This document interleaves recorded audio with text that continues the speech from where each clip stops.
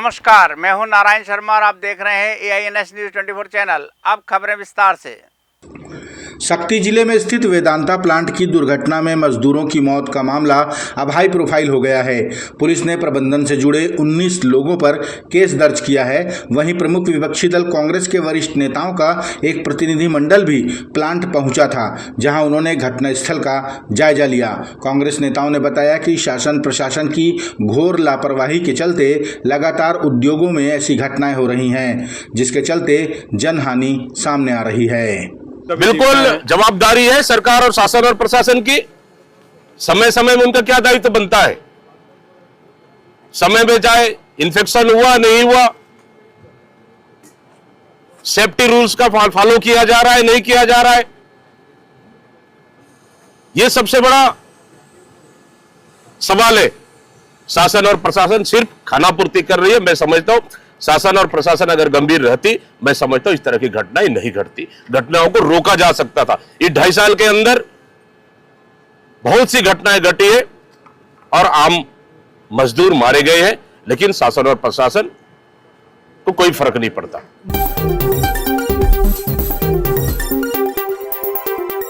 राजधानी रायपुर में जब से कमिश्नरेट लागू हुई है, तब से ऑनलाइन सट्टे पर लगातार कार्रवाई जारी है। इस दौरान रायपुर पुलिस ने 11 प्रकरणों में 64 आरोपियों को गिरफ्तार कर 3 करोड़ रुपए की जब्ती की है।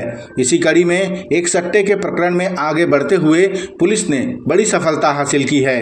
जाने माने सट्टा गेम 3 स्टंप के मुख्य संचालक बाबू खेमानी को पुलिस ने मुंबई से गिरफ्तार किया है। साथ ही गोवा से भी 4 आरोपी पकड़े गए। इनके साथ 60 लाख रुपए का मशरूका भी जब्त किया गया। टीम्स अलग अलग स्टेट्स में रवाना हुई, जैसे गुजरात, महाराष्ट्र, गोवा, उड़ीसा जैसे स्टेट्स में टीम हम लोग भेजे और वहाँ से जो पैनल संचालन कर रहे थे उनको हमने गिरफ्तार करके लेके आया।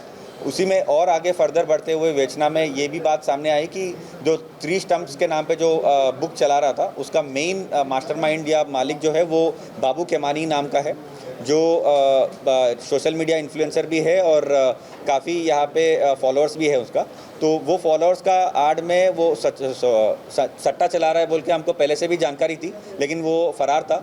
उसका भाई जो है करण खेमानी, वो भी पहले कमारडी थाने में ऐसे ही जुआ सट्टे के मामले में एक बार गिरफ्तार हो चुका था, अभी वो भी फरार है।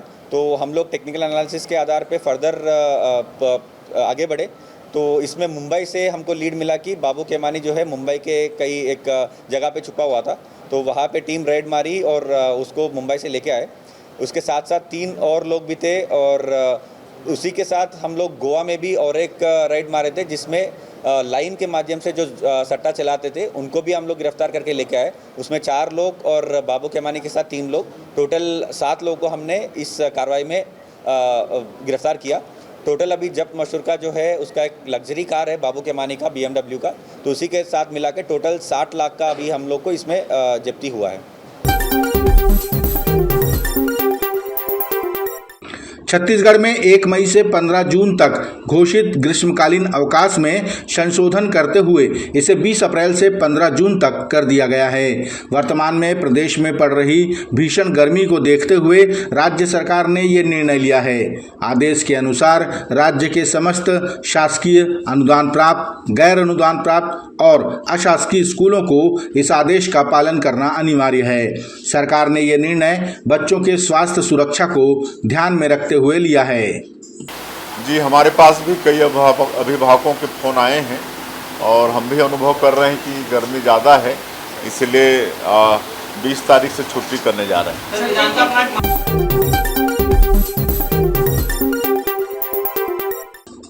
दुर्ग कोंदल विकासखंड के ग्राम डांगरा में प्रदेश की महिला बाल विकास विभाग मंत्री लक्ष्मी रजवाड़े ने बच्चों के बीच समय बिताया। यहां उन्होंने बच्चों को अन्नप्राशन कराया और बाल चौपाल भी लगाई।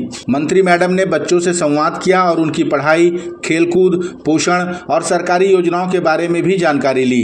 उन्होंने बताया कि बाल चौपाल बच्चों से सीधे संवाद का जरिया है। साथ ही उन्होंने आंगनबाड़ी केंद्रों को लेकर कहा कि जैसे जैसे बजट में प्रावधान होता जाएगा, नए आंगनबाड़ी भवनों का निर्माण किया जाएगा।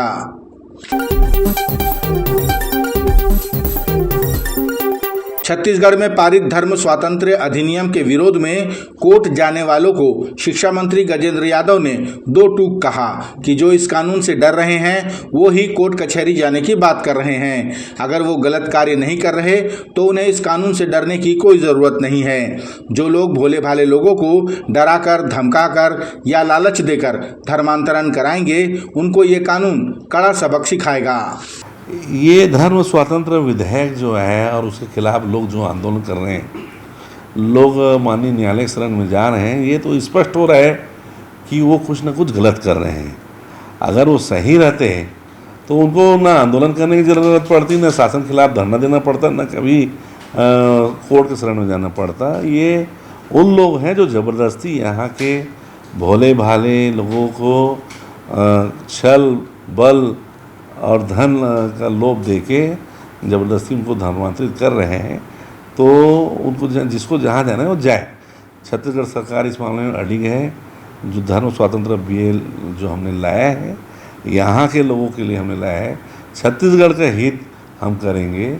बाहर की कोई व्यक्ति आके यहाँ के लोगों के ज़बरदस्ती अगर कोई प्रकार का धर्म प्रवर्तन करता है उसके खिलाफ कार्रवाई होगी। Thank you.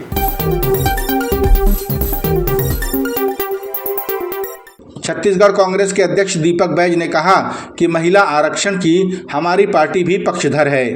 2010 में कांग्रेस ने ही ये बिल राज्यसभा में पेश किया था, लेकिन किन्हीं कारणों के चलते वो पास नहीं हो पाया। लेकिन अभी भारतीय जनता पार्टी षड्यंत्र के तहत जनगणना और परिसीमन के पूर्व ही इस बिल को लाना चाहती है, जिसका हम विरोध करते हैं।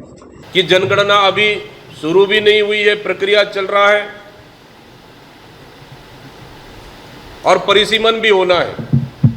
सरकार पहले तय करे कि 2011 के जनगणना के आधार पर परिसीमन करेगी या फिर 2026-27 के जनगणना के आधार पर परिसीमन करेगी। पहले जनगणना करे, परिसीमन करे, फिर महिला आरक्षण लागू करे। इसके लिए पार्टी तैयार है। लेकिन परिसीमन को लेकर विभिन्न राज्य चिंतित हैं।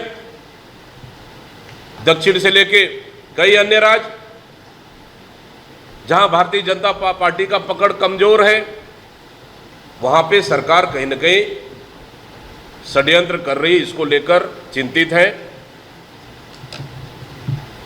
और यही सबसे बड़ा सवाल है। पिछले 50 वर्षों से संचालित एसबीआई की राजधानी रायपुर के कचहरी चौक की शाखा अब अपने नए आधुनिक भवन में स्थानांतरित हो गई है। इस नई शाखा का उद्घाटन प्रदेश के मुख्यमंत्री विष्णुदेव साय ने किया। मुख्यमंत्री ने समस्त स्टाफ को नए और सुसज्जित शाखा के लिए बधाई दी। इस मौके पर मुख्य महाप्रबंधक प्रभाष कुमार सुबुद्धि, उप महाप्रबंधक रमेश सिन्हा, प्रबंधक अनिल यादव समेत बैंक के अधिकारी और कर्मचारी उपस्थित थे। ये थे आज के प्रमुख समाचार। आप देख रहे थे हमारा लोकप्रिय यूट्यूब चैनल AINS न्यूज़ 24। अब हमें इजाज़त दीजिए। कल तक रोजाना की ताज़ा खबरों के लिए आप देखते रहिए हमारा लोकप्रिय यूट्यूब चैनल। हमारे यूट्यूब चैनल को लाइक, सब्सक्राइब और बेल आइकन का बटन दबाना ना भूलें। नमस्कार।